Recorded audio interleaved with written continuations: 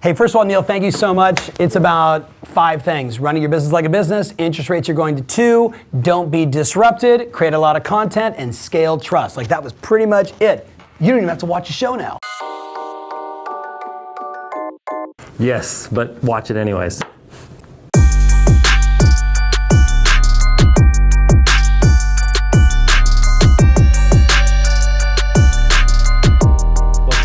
Welcome to the NeelHome podcast. I'm here with Tom Ferry. Thank you so much for doing this, Tom. Hey man, thanks, appreciate it. Yeah, so on my audience, everyone's familiar with your content. Just, you've been doing a ton of stuff for the past several years. Yes. And just putting out so much valuable information. So I really appreciate what you do for the real estate and the lending community. Yeah, absolutely. I mean, for everybody that I don't know, connect with me. I'd love to connect with you. Yes. So I'm, based on that, I just want to get right into some of the topics, because I think like everyone's attention span has gone from this to this to this, Yes. And people just want to know what can help them. So, I've noticed so many in our industry they see us, they see you, they see the experts telling them what they need to do. But for some reason, like it's like the tiniest fraction take action on any of the digital content and these types of strategies. Do you know why? And well, that's what I want to ask you. Like, it can't be just laziness. Is it mindset? Is it burnout? What is it that's keeping people? Okay, so those are all really more effects. If you look at effects are like, I'm an alcoholic. Effects are, I don't market myself. Effects are, I'm afraid to make phone calls. Yeah. I always look at like, what's the cause? Yeah. Right? So the cause for a lot of people is lack of awareness, right? Should I really do this? Lack of goals, like really meaningful goals. I don't mean goals like, oh, one day I want to drive a nice car. I mean like meaningful goals that like you don't need an alarm clock to get out of bed and get going. But the real killers of people's performance is the addiction to the opinions of other people. Like that's what stops more people from doing, like every agent knows this, like, why do you not consistently knock on doors? Because what if the one person that answers says something that potentially could ruin your life in a nanosecond, which we know never actually happens, but that's what stops us, right? We don't put out content because what if I don't get enough hearts and likes and shares, right? And what if nobody likes my stuff? What if I sound bad, right, as an example? Like it's all of that that kills people's performance. The other one is the addiction to worry, right? Like, we as a society, I just signed on as executive producer for a film with some friends of mine that I'm very ambitious about, Neel. Like, do you have kids? Mm-hmm. Okay, so the film is going to be called Anxious Nation. Okay. And it's about the crisis we have today amongst young kids, right? And truthfully, young kids into their teens, into their 20s, 30s, 40s, that have a tremendous amount of anxiety. They're so fearful in a state of worry all the time that they absolutely do nothing and they isolate themselves, right? So there's a whole film around that. I mean, it starts at like 3 or 4 years old, right? And progresses all the way through. So addiction to worry, but a big one for a lot of people too is the addiction to the past. Like so much of my work is acknowledging like, who am I dealing with? Someone who's in a startup phase of their business. So they're new, right? So they're like, tell me what I got to do, coach. Or the growth phase, right, where they're like, okay, how do I maximize the dollars? How do I scale? How do I hire somebody new? How do I outsource? Should I get my own videographer? Like, it's a different set of questions, right? Yep. The cash cow, I'm killing it. How do I invest my money? What do I do? Are there ways for me to reduce my taxes, right? But the big part of our industry right now, yours and mine, fall under a category called fading winners. Now, these are you 3 years ago, right? Admittedly, in our sidebar conversation, right? Yeah. Where you stopped innovating, you stopped looking at the future technology and saying, I can't do that. I'm not comfortable with that. Like, it's not my thing. Video is not my thing. Voice is my thing. Writing isn't my thing. And I'm like, are people your thing? Like, this is just the new medium, right? Yep. But the addiction to the past, the way we've always done it, right? You see even today, like on Inman, dating our podcast moment here, the article is written about like, hey, what's sort of your side of the story on pocket listings? Should they all be inside the MLS? Should they not be? Right? Blah, blah, blah. Is this just an attack on Compass, or is this? And it's the people that are on the side of everything should be, this is how it's always been. Yes. Addicted to the past, right? Yep. So I look at those things and say, what are they faced with? Is it just the lack of self-awareness, lack of ambition, lack of meaningful goals, or is it one of these addictions that's actually stopping them from performing? And the good news is, like any other addiction, all of these essentially there's a cure for. Yes. Right. So I think that's really the body of my work. Like it comes across like how to do open houses. Yeah. You know what I mean? How you should geographic farm, how to get more listings. But where I really want to get to people is in all this stuff. Okay. Right? Having them remove those barriers, because then everything is possible. Yeah, the tactics have become a commodity, right? 100%. Everybody's got the tactics, Sure. or you can Google it. Sure, right? exactly. So how to implement, how to actually put this stuff out there. Well, how to get out of your own damn way. Yeah, that's what I noticed. Like we have so much information to share. Yep. But people are just a ghost. I mean, they don't exist. You Yeah. know? And it's sad because they are extremely knowledgeable, trustworthy people Yes. on both sides. Yeah. And they are letting the big brands do the talking, and they're staying silent. That's I mean, in today's day and age, that I would argue that anybody listening, like you don't sell houses, you sell trust. Yeah. You don't sell loans, you sell trust, right? And today there are just so many proven ways to scale your trust. Like in the old days, it was hand-to-hand combat, one at a time, face-to-face. And today, like I argue with people, like you go on Instagram and you shoot a little video and you talk about, hey, I was in the middle of this real estate transaction, this happened, that happened, here's how I solved it. Kind of like a case study, basically like what $1 Million Listing is every freaking week. Yes. You with me? And you give your example of it. And people are like, yeah, but I only got like 300 hearts or 300 views. My response is, in the old days, you had to go, hi, Neel, Tom Ferry, let me tell you a story. Yes. Hi, Courtney, let me tell you, like you had to do it that way. Now I can scale it through all these platforms. It's a mistake not to be doing it. Yeah, and people have said to us like, well, you guys are messing around with these videos. That's a cool hobby. You know, I'm going to get back to the phones. Yeah. And it's not to say that the cold calling doesn't work, but what I've noticed is in today's age, like people aren't picking up the phone as much. Yeah. Unless they know you, unless there's some trust there already. Yeah. So how do we bridge that gap of not being considered spam? You know what I mean? So here's the thing, ready? Like, if you create I know we're going to get into this, but if you create enough content, you're never cold calling. You with me? Like you're never cold calling, especially when you're talking about like being the hyper local expert in your marketplace. There's methods now or software called like geofencing where you could literally say, I'm going to put a digital fence around my geographic farm. Now it's expensive, but the price will go down. But it exists today where literally I have clients that are putting a fence around FBOs, private aviation locations that are near their where they do business. Yes. It basically means that everybody that affords a private jet, right, or is even buying ours, every time they get on their phone, they're going to see his ads. Now, once you then reach out to them, you're not cold calling because they're like, oh, you're that, I've seen you, like every time I get on an airplane, I see you. Yeah. Like that's the world we live in today. And then you make phone calls. Yes. You with me? Yep. And then you make phone calls. It's always, and then you make phone calls. Because if Yes. you don't make phone calls, you're not in business. Correct. Yeah. So the ROI of the content is actually zero if you don't put in the work afterwards. I always say like when we post the video, Yeah. our work has just begun. Yeah. Like that you've just started because Yeah. now you need to distribute that. Now you need to connect with people afterwards. Yes, and I wouldn't argue, like there's a lot of videos that are produced that create tremendous ROI. Like one of my clients, Tim Smith, recently he listed a house for $45 million. We did a over-the-top video on it called Teach Me How to Duffy. They ended up getting 2 offers on the property and closed the property at $35 million. Yeah, I saw that. Right, one. both clients were like, yeah, I saw the video, I'd like to see the house. So that created direct result. That's about as direct as it gets. Now, obviously they like the product, blah, blah, blah. Like in the old days, like, so I've been like super early on YouTube, like 2007 was my first channel. 2009 is when I really like reshaped my strategy. In the old days, I would tell my clients, look, you're just trying to put out as much content as possible. So when people search, Google's owned by, YouTube owned, reverse, Google owns YouTube, like it's gonna impact the algorithm eventually. Yes. So you're not gonna get any ROI like in 2009, 10, 11, 12, 13.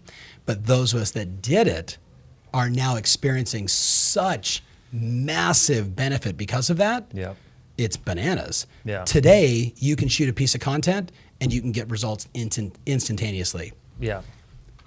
Hey, are you curious about the value of your home? Hey, have you looked at Zillow's estimate on your home value recently? Hey, have you had any thoughts of selling in the next 2 months, 3 months, 4 months? If so, let's have a conversation. Correct. Right? You can shoot that video today on Instagram and get responses. Yes. Right? The other night I did that too. I just looked at the phone, said, hey, just want to let you know that rates have been great. They're just starting to creep up. If you guys haven't thought about refinancing, you probably want to check it out now. 100%. And you go to sleep. You wake up to DMs deals in the DM. You know what I mean? Yes. Like there are Yes, people yes, like, yes. hey, could you check me out? Or hey, Yeah. and it's not really a sales thing, but we're just more of informing the audience, and then they reach out to you. So I have a client who did this.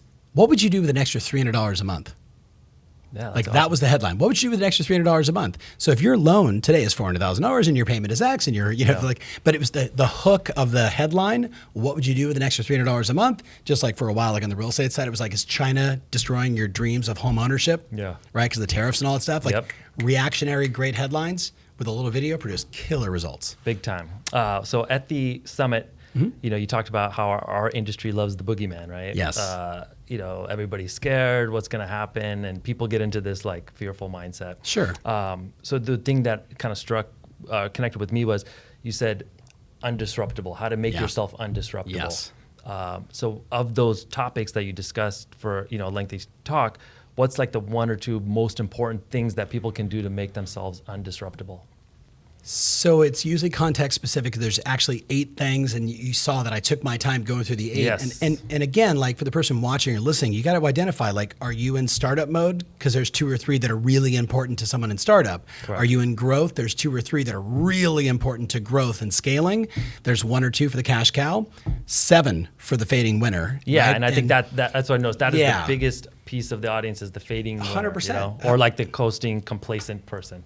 Or, yeah, I mean, you know what it is? You know what the fading winner usually is? It's a 10+ year veteran in the business who's exceptional with clients, right? Like nobody could deal doctor like them. Like they will do whatever it takes. Their capacity to care is second to none. It's like Mother Teresa, and they do loans and they sell real estate. But where they completely miss the mark is on marketing and lead generation in a modern world. Yes. Right? And that's why they fall into that fading winner category. So in answer to your question, I think it all starts from the very first one where I said to you, look, this is your business, right? And that sounds so cliche because we've all heard a million talks on, run it like a business.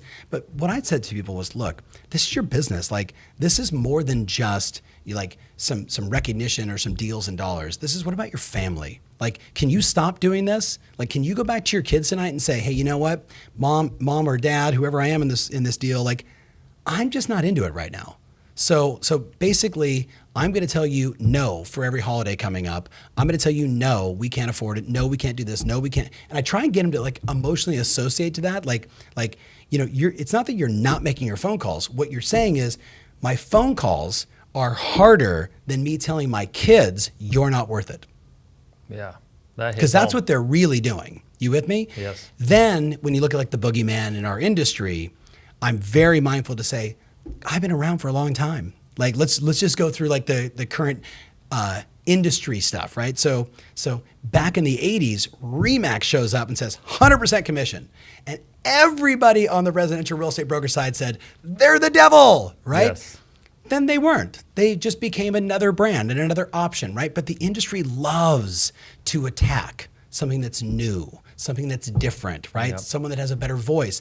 And really all it is in many cases, those companies weren't paying attention to growing trends. They became too big to adjust to like what was the cultural norm at the time, what really mattered to people. Yep. So it was Remax. And then if you really pay attention, you remember like when HFS, which we now know as Realogy, went and bought everybody.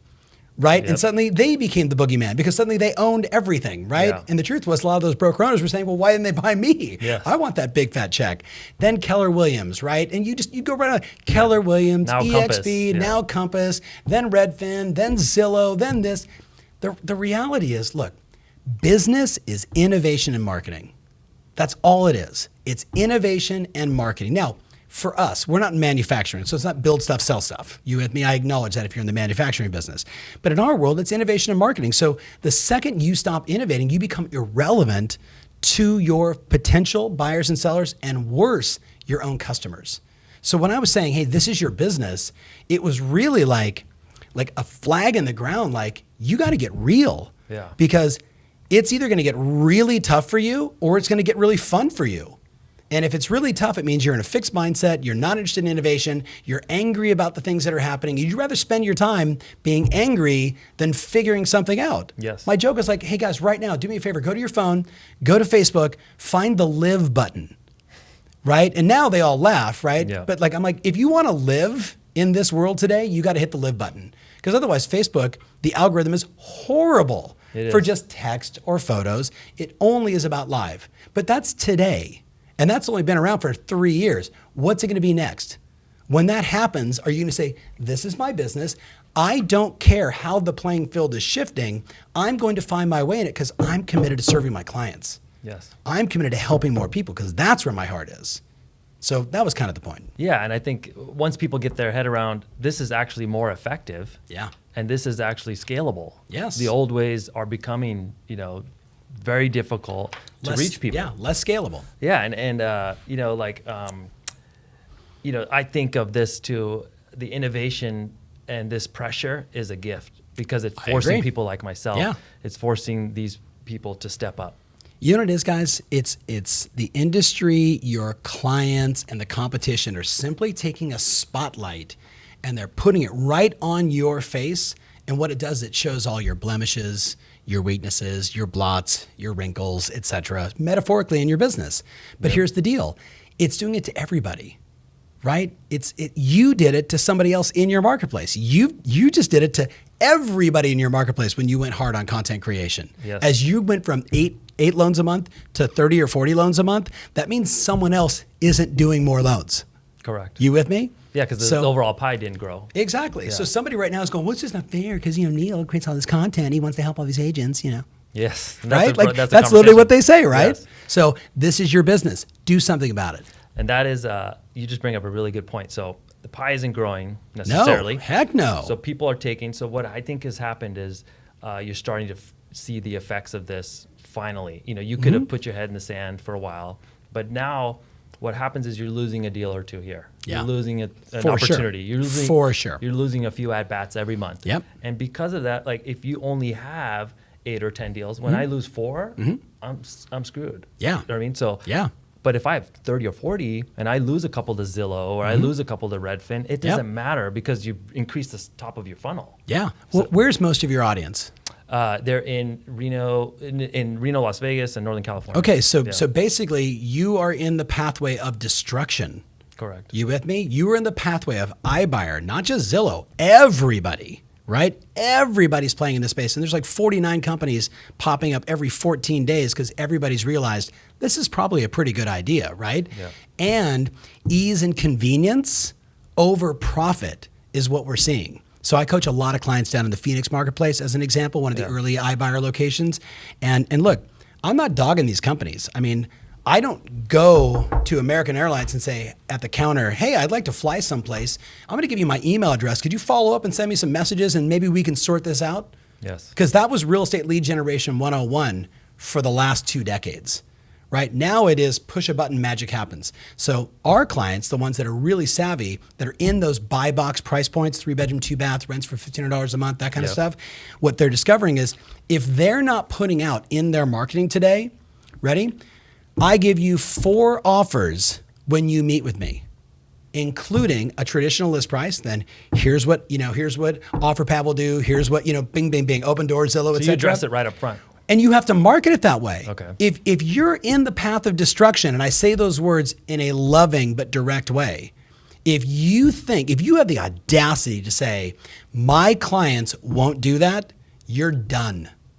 You're done. Well, we've just seen in Las Vegas where, went from 0 people choosing Zillow direct, what is it called? Instant offer or whatever that is, right? So to 500 people choosing it per 100%. quarter, and then 100%. you have OfferPad, and you Open have, Door, and 89 more right behind it. But here's the key distinction. I'm not saying it's the end of the world. So our clients are saying, hey, Neel, here's what Zillow's going to offer you. Here's what OfferPad's going to give you. And here's what, Open Door is going to give you. And here's my traditional retail price, right? In one case study with one of my clients, he goes on a lot of listing appointments. 29% of his sellers said, I'll take one of those prices instead. Yes. You with me? Then he has the right to either take it to one of those companies and do a deal with them direct, which that's available, right? Or he says, great, at that price, I'll buy it. Yeah. You with me? But the mistake that we make, my friends, and this is so, I'm diverting a little bit, but answering the question sort of indirectly. What the mistake that I see over and over again, 31 years of doing this, is you've got your secret sauce. You've got that thing that you do at the presentation that wins you the business. Well, the bummer is, as you mentioned earlier, you're not going on enough at bats anymore because everyone else has figured out whatever the secret sauce is, tell the customer. Yes. Market it. Make it your degree of separation.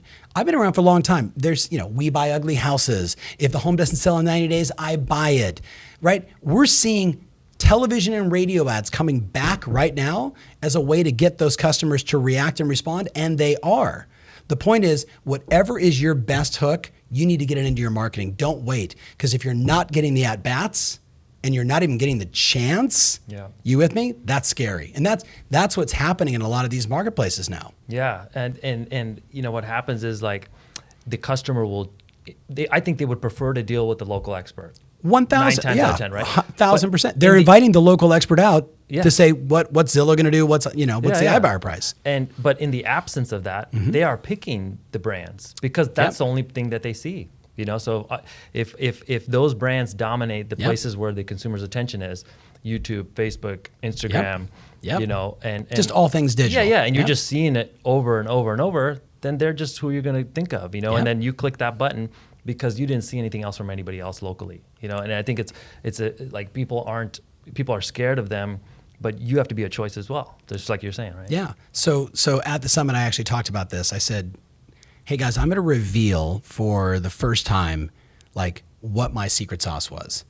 And I'm sharing it because obviously I'm pushing hard, and I have been since 2009, to get my clients to scale trust through doing video, right? Yeah. And we've seen a massive evolution, and it's not like the mortgage space where it's like you and 3 others, right? And there's 600,000 loan officers. I mean, there's, in the real estate space, there's definitely a movement now that it's catching fire. Now it's like, it's not just, are you creating content? It's, do you have your own videographer? Do you do high quality? Do you do micro moments? Like, you know what I mean? Are you really paying attention? Yeah. The thing I said to everybody was, the whole game is trust. So how do you scale trust? Like, that's the question. How do you scale trust? And what I figured out early on was it was frequency first and foremost creates familiarity. So the more frequently I'm in front of you, the more familiar you become. So think about it like in the old days, like my parents watched Johnny Carson, right? And maybe I watched Jay Leno, right? Or whatever, like somebody watches some bombastic knucklehead on any news channel you can think of. Whatever political way you follow, there's a guy or gal that you're like, whatever she says, it's right. Right? You want to know why? Frequency. You see her over and over and over and over. And even when she or he calls it wrong, you're like, I'm going to give her a pass because you can't be right all the time. Yes. Frequency creates familiarity. Familiarity plus authenticity and relevancy. That's the secret sauce. Yeah. Authenticity is you shoot the video in your car with your hat on, coming out of the gym, and you're like, just want to say to you guys how grateful I am, or hey, I was in the gym and I met this person and this is what they said and I thought it was really insightful and I wanted to share it with you. Do you know what I mean? Yes. And you're like, you answer all your questions on Instagram stories. And my answer was, of course, all you have to do is read them. Because there's a misspelling in every single one of them. You need a translator sometimes. I can't spell your if my life depended on it. Or I just have fat thumbs, so it's like YIORUR something, right? Like Courtney's on my team and she's laughing.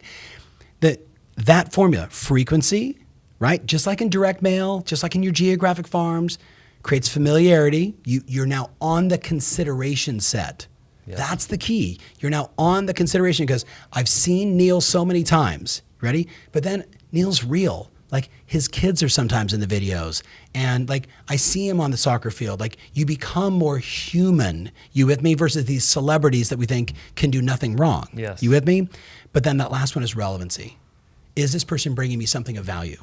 Whether it's today or in the future. And remember, real estate consumers only move every 10 years, right? What do you do with tremendous confidence, by the way, once every 10 years? Let me give you the answer. Nothing. But now they go to their phone or they go, hey Siri, what's the, I'm gonna turn Siri off before it starts responding. But like that's the world today. So whoever creates the most content follows that pattern. And the thing that I want you to stress right now is it's not too late. It's not too late. Start immediately. Start. Yeah, I think I started in 2018. it was wide open, right? So now 2019, there's plenty of time, and you touched on something really important there, and I think that's the little bit of a danger when you show the video and it's an overproduced music video, and people think like, that's a great piece of content. I could never do that. You don't need to do that if you don't want to. No. I mean, that's a great piece in your chest of content. For sure. But the consistency is what I've noticed works the best, because it's just that it's one after another. Yes. There's going to be a ton of competitors in everybody's marketplace that are going to put out some content. Yep. But who's going to do 100 pieces of content? Bingo. Right? And Bingo. that's the Who's winner. going to play the long game? Correct. So let's move away from content just for a second. Can we just talk about something that is really, like I look at like the secret sauce. Like if I could like wave a magic wand over all of our clients, yours and mine, it would be, it's not just content creation, but it's actually responding. Yeah. It's actually engaging. Like I see a lot of people that just, like they just think they're the shit. You know what I mean? Yeah. Like they're just too cool for school, and like so they shoot these. Here's me in front of a jet that I don't own and I'm not going to fly on, right? You know what I mean? But like there was one there, and I wanted to take a photo. Like not that kind of stuff, right? Like the real, authentic you. If you have a large capacity for care, which clearly you do, and I know I do, like that is my superpower. Is you go back and you respond and you comment and you engage with your community. That's where you build the relationships. That's where you get the listing in 10 years, because you answered a question today, not for them, but for their mother-in-law who's like 7 states over. And because you put out all this content, you're like, hey, what do you recommend for ABC 1, 2, 3? And you're like, look, I would recommend ABC, but let me do a little research. Let me get back to you. And you actually follow up with an email, or you DM them and say, hey, make sure you're aware of ABC. And by the way, here's 2 good agents in that marketplace that I've done business with, right? And like, and you didn't even ask for a referral fee, right? You just did it because that's the right thing to do. One of our great clients said it best at our summit on one of the breakout sessions on Instagram. She said, "So picture this: you create a piece of content, right? And you're like, hey, here I am at my open house, or hey, this is me with my family, or it's Halloween, or like whatever it is, and then like 7 people go." Oh my God, cute outfit. Or, wow, that's totally great. Oh, I'm so happy for you. Looks like you're having fun. So basically they did this to you, right? Say to me, oh my God, you look great. Oh my God, you look great. Yeah, you're ghosting me. Yeah. And that's, you basically, you just walked out of the frame, right? Like they said, oh my God, how's it going? And you're like, I'm too busy for you. Yeah, I would argue not replying to comments is like somebody texting you that and just exactly. No response. You would never do that in any other area. So people don't understand that, I think. People don't, and then they don't prioritize it. Like, people say to me, well, you have somebody that helps you do all that. So I'm like, read all my answers. Like, it's bananas. Like I can't spell anything. And I just do heart emojis and, right? Yeah. But at least I do something. But when they ask me a big question, I give them a very meaningful, thoughtful answer. And even sometimes I'll just send them a private message to say, hey, that question was a little too intimate. I thought I'd share it with you, privately, like, or, hey, where are you at? How can I help? Yeah. You with me on this? Like, go deeper helping people with zero intention of ever doing business, and you'll do more business than you could possibly imagine. That is the unlock. Yeah. It's massive. It's massive, but nobody wants to do it because everybody wants, instant. They want thin thighs in 30 days or less without diet and exercise. Yes. Doesn't work. Yeah, and your schedule is insane, right? Yeah. Like you're finding time to do this. So it's about everybody could say, I don't have time. That is the worst excuse I hear from everybody is like, I don't have time for that. Yeah. Oh, I don't have you just choose to not make time for that. Yes. I don't know. Listen, I told you like, hey, I have a dentist appointment today at 2:00. Yeah. So I posted, hey, got a question? Because I'm going to sit there for an hour getting drilled on. Yeah. And like, my dentist who follows me on social and has asked me questions, he's going to laugh because I'm going to sit there and do an hour worth of Q&A. And then, in between breaks and, meetings and everything else, I'll just stop, check, answer questions, engage. Like, these are my people. These are my friends, right? These are my clients. These are people that I have this like desire to help them move forward. If they're willing to ask me a question or make a comment, my mom raised me right. I'll just say that. Yeah, and that human element, that relatability. Yeah. For me, I've noticed just on the ground, in this on the front lines, that has been the close. Yeah. So it's the information's there. Yeah. The Q&As are there. Yeah. And then the post with the kids, the post about my meal this morning starts a conversation that leads to the business in 2 weeks or in 2 months or whatever. You're doing keto also? Yeah. I'm doing it, right? Like, but they had to have known you prior to that, and they had to know that you were credible prior to that. Then they see the relatable thing, and it's like that closes. Frequency, familiarity, authenticity, relevancy. Yeah, so people think like this is too far-fetched. Like it actually works. It will work tomorrow if you do it. I think like 100%. people just don't get that. Yeah, it may not work tomorrow. You might have to do it for a week, or a month. Yeah. But that's okay. My client, Christoph Chu, big shout out to him. He started shooting videos with me in 2009 when I launched my second channel. Yeah, I saw my Bomb Yep. Rehumanize, right? He went 4 years before he got any business, and he was doing a video a week on YouTube. Now, back then we did it with like flip video cameras and no editing, total ghetto style. Yep. But then the first call he got, he basically ended up doing 3 deals from it, like $22 million in volume. Holy shit. He called me and said, okay, it works. Yeah. Now he gets basically, I don't know, 3-4 come list me calls a month. And with his price point in Beverly Hills, it's bananas. Yes. And by saying it'll work tomorrow, I mean, it will connect with people tomorrow. Yes. It may not turn to a doubt. business result. Yes. But that's the start. You'll bring value and connect with people. Correct. So shifting gears a little bit, according to NAR, like we noticed this came out recently, like consumers' opinion of real estate agents and mortgage people is near an all-time or at an all-time low. Would you agree? Like, have you seen the same studies? I mean, I of course I look at all that stuff, and Like, my it's question not a is, like, shocker. yeah, but how do we change that narrative, or how does an individual change that narrative within their marketplace? So if you have a personality and you deliver and scale value the way we're talking about right now with Neel and I, like that's one approach to do it. The other thing is, look, I mean, I know a lot of attorneys, and some are really good people, and some people, like, you want to shoot. Like, sorry, did I just say that on a podcast? Like, I don't actually want to shoot them, in case you're wondering. Please don't send me a letter. But you know what I mean? Like, there's good and bad in everything. Like, if everybody was perfect, then it would be horrible. There's 8 bazillion reviews written about agents on like Zillow or Yelp or Google, etc. And like the vast majority of them are positive. Yeah. But there's like 10 million sides every year in the U.S. and we're not getting 10 million new reviews. You with me on this? Like, correct, every single year. So look, how do you do something about it? I think you sweep in front of your own doorstep first. You take care of your own database first. You make sure you have everybody's email, cell phone, that you're in regular communication with the people that you know, like, and trust, and vice versa. You do that. Then you go to your geographic farm. Then it's how you show up at all your open houses. Then it's your speed to lead with all your online lead generation. It's playing the long form with all your nurturing campaigns. Control the controllables. Yes. You with me? Because somebody in Albuquerque, New Mexico who doesn't like real estate coaches, like, who cares? Yeah. You with me You're on not gonna this? reach that person anyways. And there's like 4 bazillion real estate agents in California. I don't work with all of them. Here's the other thing. You ready?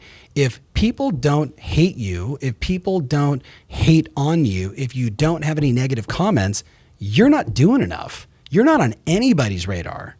Like I actually shared this with a buddy of mine recently. We were talking about it on a podcast. A friend of mine, Chris, said, I know bands. He's a very famous film guy, right? Like, makes a lot of films. And he says that literally, like, he'll create a music video for a band, and they have like 30 fake accounts where they go on there, the band and their team go on there and say, stupidest song ever, total sellouts, these guys are lame. And you know what it does? It fires up the algorithm. Yeah. Hating actually now is important in my marketing strategy. That is good. Yes. Please hate on some of my comment. It would mean the world to me. Yeah, you always see that one in the whole thread of the guy, right? Yes. Well, no, what happens is your base goes, no, that's BS. Neil's the man. We love you, right? But all that really does is it makes the algorithm really sing. Yes. Like, that's the game. So before you try and save the world, save your own world. Clean in front of your own door. Clean your own room is what I say to my boys. Then clean your house, right? Then clean your street. Like, you always start with what you can control. Correct. In that, like, with so much focus on putting out content, getting the customer, reaching the client, getting the deal, right? What about customer experience? Like, what can you say to the people? Like, how important is that, and how big of a role will that play going forward? Because that's an issue that people are just kind of like, they're totally ignoring because they're so focused on just getting the client. And once they got them, it's like, get them to the finish line any way possible. Yeah. And you imagine this guy getting to the finish line, abused, beaten up, bruised, and then there's no thought put into the future business. I feel like a lot of people in the industry are just so focused on that, making that sale and moving on. Yeah. So it's funny. So a buddy of mine, Tiffany Bova, is, she worked for Salesforce, or still works with Salesforce. She was one of the Gartner, like, rock star consultants for like a decade and a half. Like, she's a brilliant business strategist, like, brilliant. And in her book, The Growth IQ, she talks a lot about customer experience. Like, everybody's been talking about it. The book that I tell everybody to read is go back and read the book, The Experience Economy. Okay. Right? The Experience Economy, and I don't know the author's name. I apologize if you're watching. This book for me, written, I want to say like maybe late 90s, early 2000s. Basically, here's what they said. Like a commodity, something like a real estate transaction, a loan, like it or not, right? Because there's so many, right? And, you know, it's a commodity, right? It's a product. Even if, it's a product. Yep. Houses are a product. But he said, think about it like this. Like, why would somebody walk into Starbucks and pay $5.45 when it really only cost them like, really 14 cents if you did it at your house? And the answer was the experience, right? Like some people would, if you're on the East Coast, you go to Dunkin' Donuts, right? It's the same thing, right? But you're gonna pay a little bit less, but you're going there because you want the experience. Going into Starbucks made you feel cooler. Walking around with that cup made you feel cooler. You're right. Standing out in front of their cafe, you were like, like you're hot because you're drinking a triple Makalaka Wakalula, whatever, right? Yeah. And like, I like coffee, but I personally think Starbucks coffee is horrible, right? I want if I'm gonna drink it, I want jet fuel. You know what I mean? Yes. But the deal is this, what they tapped into was, here's this commodity called coffee that forever we were seeing ads like, Roger never had a second cup of coffee at, remember that Folgers, I think it was, right? Now it's like, how do I get the Starbucks Gold Card? How do I go to the Starbucks experience room and take my coffee drinking to the next level? They just created a better experience. So I would tell you, read that book, then go back and read The Disney Way. I'm gonna go old school with you. Yep.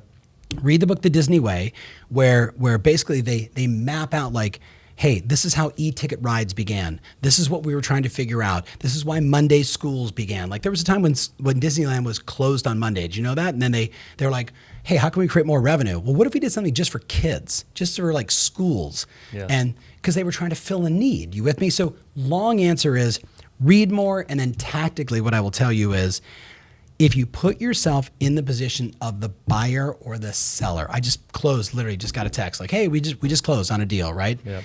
The agents that represented me, were clients of ours, right?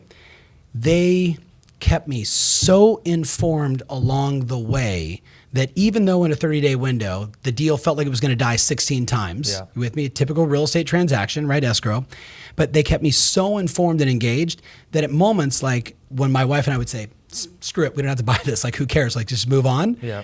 It was like they were always right there saying, I got your back, don't worry, we're gonna get over to the finish line, we're gonna celebrate together. 2 days ago, I'm doing having my anniversary, bottle of champagne shows up, because loan docs were also showing up to where I was on vacation for 2 days, right? Yes. So like these little touch points make such a great experience. I would argue that the vast majority of people watching this, that's not your issue. Your issue is, we meet, we fall in love, we have sex, we raise a family, and that's all in 45 days. You with me? Yes. And then I never see from you again. I never hear from you again. I would argue that everybody should be thinking in 2020, what is my experience economy plan for all of my database, right, for the next 18 months? Because the world is attacking them here with low price, crazy offers. And if you don't do something to keep that experience alive, it's over. Throw more holiday parties, throw more events. Not everybody's going to show up. It doesn't matter. Find your tribe and then activate your tribe every single month, right? Like that's, to me, like it's the other end of the transaction where I see so many people failing, especially on the mortgage side. Yes. Not you, Neil, but you know what I mean? Like, because it's so transactional on the mortgage side, right? Where on the housing side, it's like emotional and I'm buying it and I'm like, God, and then we're moving and that's hard. And you know what I mean? So obviously if you're an agent, if you have a moving truck, that helps. If you have all the handyman that person would need, like all that stuff that you would close on at the kitchen table, you need to put it in your marketing and you need to operationalize all that stuff. So it's not like, hey, what should we do for Tom and Kathy? But it's 17 days before the closing, right? Yes. We always get to that moment and contingencies are being removed, yada, yada, and 17 cupcakes show up at my office and it says, this is my favorite time of the transaction, the final 17 days, where behind the scenes, I fight like mad to close out this transaction and try not and bother you with the 7 million tiny details that are causing me to pull my hair out. I'm gonna have one of these, here's 17 for you, here's to a successful closing. And it goes out every single time you're 17 days out.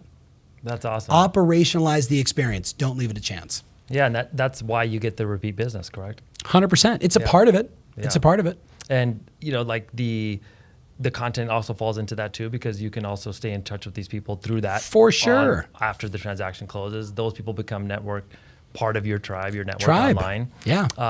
And one thing I notice people ignore, or they just like, is that it's years out, right? Mm-hmm. And just one thing I implemented that I started seeing results from is just a year out, sending out a gift basket. For sure. The 1 year anniversary, right? And versus everyone sends them something when they first close. Yeah. Or their house is surrounded by boxes and they don't care. And in the mortgage side, it's really bad. I think like probably 98% never speak to the client again. It is bad, because you close, and many times on the mortgage side, it is a rough go. It's turbulent. You're asking for things that people don't want to give you. 100%. It's not fun. Like you guys on the real estate side get the good parts of many times emotional parts. I deal with both, man. I mean, it's like, and the insurance companies, and I mean, it's all. Listen, every transaction is hard, and every escrow is a good escrow.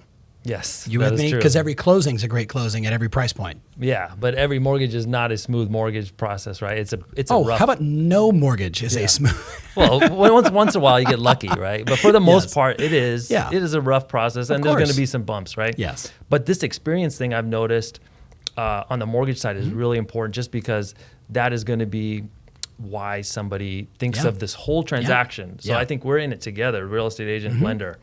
And if the lender did a shitty job, it kind of stains the whole circle. 100%. So I think it's like who you work with matters on both sides. Oh, okay. You're talking that like 1,000%, right? Like it's your team, from your attorney, right? If you're on the East Coast, right? Like closing your transactions, your mortgage partner, right? We don't have vendors. I hate that word. Yeah. He's my vendor. I'm like, what? He's my partner. Like, we do a lot of business together. We help each other, right? So it's surrounding yourself with that team. Like, that's the whole game, right? Because it makes it, this is a hard business on your own. You with me? And you can't close a single transaction on your own. You need all those people. Like, the other experience is, what are you doing as the agent sitting in the middle in your mind of the transaction to really nurture all these relationships? So when you're in a foxhole, and you will be in a foxhole soon, right? Like we all are, that Neel's got your back. Right, that Sarah, your title rep's got your back. That the TC is going to go out of the way because you've been there for Billy and you sent him a note on his birthday and his kid's birthday. Like, it's how do you nurture those relationships? Because that's the whole game. Correct, and not to mention it's more fun to play in a team anyway, right? For sure. And kind of like wrapping up, the last kind of thing that I noticed that you focus on a lot, and is these Monday mindset videos, and the mindset and.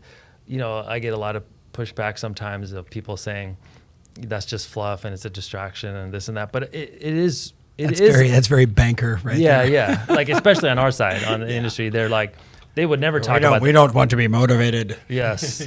They would never even it's never even a topic at many of the conferences, right? It's all about the wrong topics many times. So we're talking about the wrong things because people don't even necessarily consider this. So. Yeah. Why do you focus so much on mindset, and why is that, something that you've, kind of pioneered a lot in the industry? I think it's a way for me to honor my mentors, the men and women that impacted my life. Like, a lot of what I'm doing when I'm in that moment about to shoot a Mindset Monday, Tristan, who's right here, who helps me all the time with this. Like, by the way, the Times Square ones were awesome. I really like that one. Yeah, right. And then we were just recently in Palm Desert. So that's the thing. Like, it's wherever we are. Yeah. Like, let's just shoot some content, right? Yeah. So for me, like Neel, I'm channeling Bill Mitchell, who was, up until the time he passed away, was probably my longest standing mentor, or Mike Vance, or Teresa Jabor, like these men and women that have touched me in a way that they gave me a gift through a metaphor, a story, an example, and I'm just honoring them by passing that on. And look, whether it's Monday, Friday, Sunday, Tuesday, whatever day, like, everybody could use a little push now and then. Yep. So, we put out 5 original pieces of content every single week, and I actually just kind of challenge my team that I would now want to go to 15 pieces of original content every single week. And we put out obviously more than 5, but 5 original pieces and then some micro pieces, but I want to go to 15 and then the micro. You with me? I want to really push, because the algorithms are changing, right? You got to really pay attention to, what's hot, what's not, and how do you best sort of work the platform that you're on. But at the end of the day, look, my mentors were always there for me. when I would call and say, hey, you know what, man, I just woke up on the wrong side of the bed today, or just, you know, like Kath and I just argued about something, or this deal just went sideways. And, you know, back then I could just pick up the phone and call them, right? You know, right? Rotary or push, right? Or text. So this is just my way of hopefully being that helpful voice of reason for, you know, my tribe. Yes. And I think it definitely works for those, especially Monday. It seems to hit them at the right spot. Sure. Monday, 9 a.m. Yeah, when you see that right in the your feed. week. Yeah. And I think that you're right. The consistency of that, because I'm seeing it every day, every time you do it. Yep. So it's, you know, a lot of times it's beating the algorithm by just being consistent. This time every week, you know, and putting that out there. I will tell you, YouTube, we were at like 30,000 subscribers, and we grew in basically, call it a year and a half, maybe 2 years, to 330,000 subscribers. And the only difference was putting out one piece of content every day. That's awesome. Like that was it. Like that was the hack. Yeah. That all of a sudden now, like, you know, YouTube, and we're, you know, I think we have the largest base sort of amongst my competitors. Yes. Right? Just means it's because we just used what we knew, like put out content every single day. That makes YouTube happy. Yes. Right? Boom. Great, man. So guys out there, if you are in the mortgage space, real estate space, which is pretty much all of the audience, I think you've definitely heard some great tactics today from Tom. These are things that like I didn't even think about. So I think there's incredible value in this episode. And just to realize, like, all this competition is actually a gift. You can use it to take that next step. I had 0 content a year ago, and now I have a ton of content. It seems like a big task to start from nothing, but don't let that fear of starting at 0 keep you from doing it, because it's once you get going, it's actually pretty easy to do, and I think you'll have fun with it. So thanks so much for doing this, Tom. Yeah, appreciate it, Neel. Thanks so much. And hey, guys, have an awesome finish to 2019, assuming that's when this is coming out. And hey, 2020 is going to be an extraordinary year, right? You got to be focused on your clients and focused on growth, because there's going to be so much opportunity, and interest rates are going to go to 2. Wow. Interesting prediction. Just saying. Let me know when it happens. Thanks, Tom. Thanks, Neel. Appreciate it.